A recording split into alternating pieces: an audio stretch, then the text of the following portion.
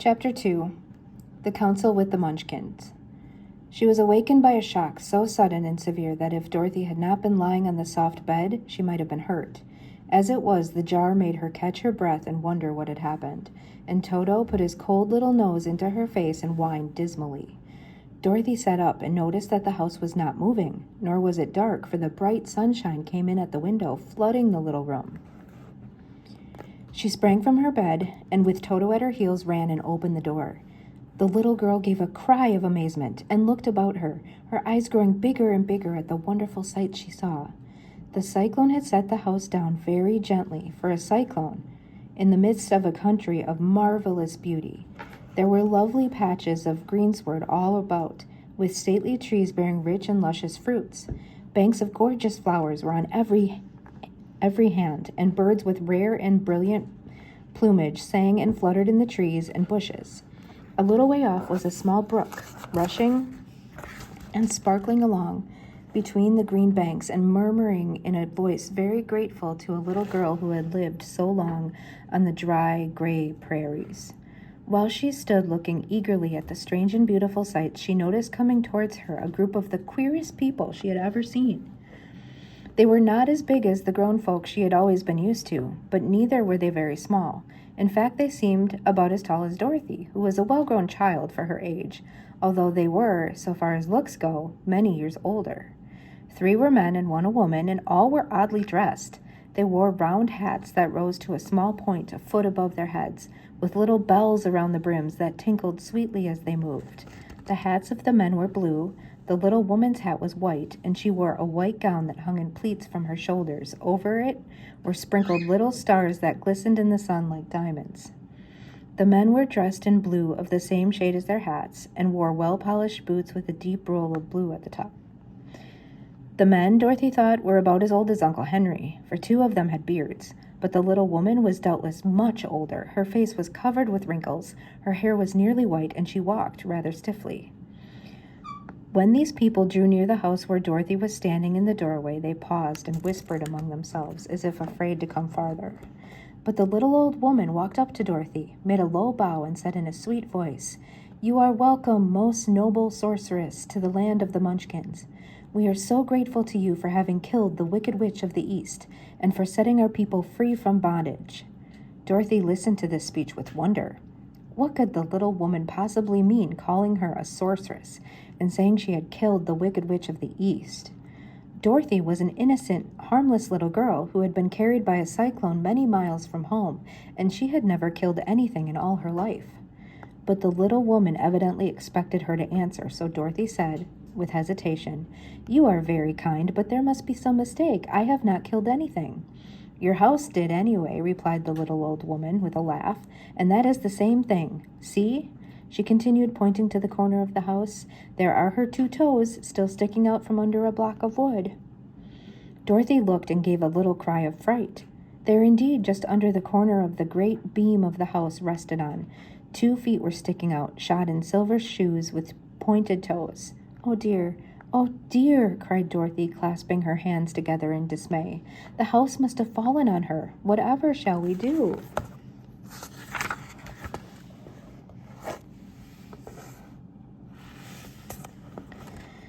"There is nothing to be done," said the little woman calmly. "But who was she?" asked Dorothy. "She was the wicked witch of the East, as I said," answered the little woman. "She has held all the Munchkins in bondage for many years, making them slave for her day and night. Now they are all set free and are grateful to you for the favor." "Who are the Munchkins?" inquired Dorothy. "They are the people who live in this land of the East where the wicked witch ruled." "Are you a Munchkin?" asked Dorothy. "No, but I am their friend, although I live in the land of the North. When they saw the witch of the East was dead, the Munchkins sent a swift messenger to me, and I came at once. I am the witch of the North." "Oh, gracious," cried Dorothy. "Are you a real witch?" "Yes, indeed," answered the little woman, "but I am a good witch, and the people love me. I am not as powerful as the wicked witch who ruled here, or I should have set the people free myself." "But I thought all witches were wicked," said the girl, who was half frightened at facing a real witch. "Oh, no, that is a great mistake. There were only 4 witches in all the land of Oz, and 2 of them, those who live in the north and the south, are good witches. I know this is true, for I am one of them myself, and cannot be mistaken. Those who dwelt in the east and the west were indeed wicked witches, but now that you have killed one of them, there is but one wicked witch in all the land of Oz, the one who lives in the west. But, said Dorothy after a moment's thought, Aunt Em has told me that the witches were all dead years and years ago. Who is Aunt Em? Inquired the little old woman. She is my aunt who lives in Kansas, where I came from. The witch of the north seemed to think for a time, with her head bowed and her eyes upon the ground. Then she looked up and said, I do not know where Kansas is, for I have never heard that country mentioned before. But tell me, is it a civilized country? Oh, yes, replied Dorothy. Then that accounts for it. In the civilized countries, I believe there are no witches left, nor wizards, nor sorceresses, nor magicians. But you see, the land of Oz has never been civilized, for we are cut off from all the rest of the world. Therefore, we still have witches and wizards among us. Who are the wizards? Asked Dorothy. Oz himself is the great wizard, answered the witch, sinking her voice to a whisper. He is more powerful than all the rest of us together. He lives in the city of emeralds. Dorothy was going to ask another question, but just then the Munchkins, who had been standing silently